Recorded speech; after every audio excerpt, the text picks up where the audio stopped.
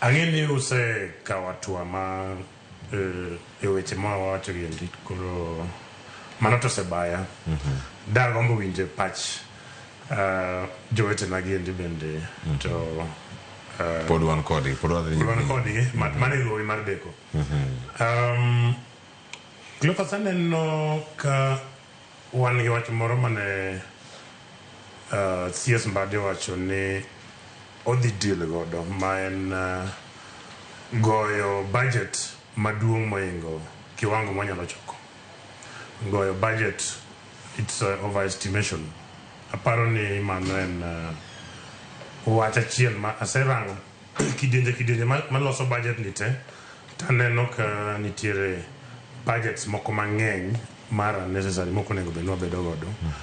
Wanyalo wacho ni wan gi budget maduong' e Eastern Africa to be wanyalo solo pesa ma dechwa ni pong' mar budget ni ok nyalore. Koro ng'eni mane mamiyo KRA imiyo ting' maduong' kabisa ni nyaka uchok ma nikech waneno ka onego bed ni wachoko trillion adek nyukta achiel koso monego bed ni local revenue collected oriwo ma KRA kelo to gi appropriation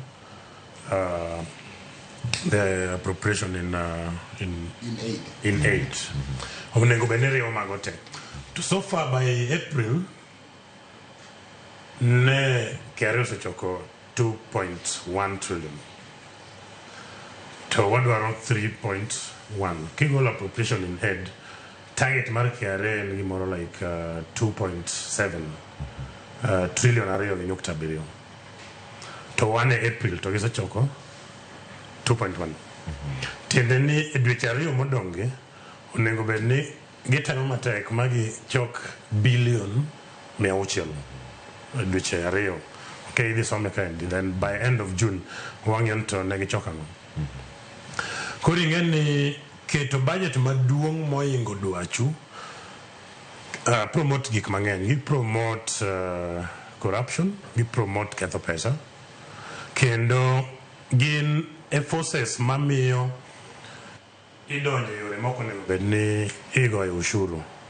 Koro gik ma waka revenue expansion miwinjo wacho giendi en man nikech target che duong' kabisa to ka wanyalo bedo realistic ma wawach ni adieri mantie ni ka wageng'o loopholes tete ma pesa lal godo wanyalo tiyo gi pesa ni actually boyudo ni budget wabedo piny kasto ting' ne joma solo osuru ting' ne jo ohala ting' ne in gi an medo bedo piny wabedo more realistic to nikech wang'awre malayinya nikech iye kaendi bende wa factor in waketo kidienje moko ni mato wang'eni biro lal actually en gik mabedo factor sama gitimo budgeting to kwanya bedo more realistic being any the last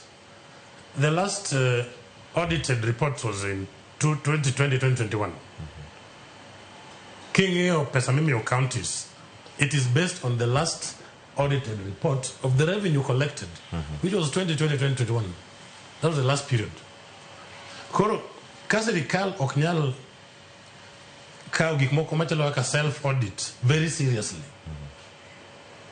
Nikech allocation man of the counties then 25.7 of the last audited revenue collected, which is 2020-21, right? Managed around 300 billion. That was the total, 3 or 6 billion around that time. So I think in 450 something? 450. Yeah, billion. But it's based on the last audited revenue collected, it was 2020-21 financial year. Talking hiyo kadi nyalo migi atamalo prario ga beach nyukta biro magiyodo saniendi. We audited report ma the last financial year. Tinya ni pesa di counties mang'eny. Okay? Koro sirikal owuon dwani audit businesses gibiro every day VAT marido ni ifile kata kapok ian pesa to gito giwe gi self audit otamogi for the last 5 years, imagine. Koro ng'eni basing allocation mimiyo counties e nonro ma 2021 manyo jo county pesa mana dieri koro mano number 1. Mar ariyo en keto budget maduong' kiwango maduong' moingo needs magwa kato koro wachunore ni nyaka wares gini endi. I don't think mano realistic to mane kama onego wachak godo ang'o wachak godo question this budget ben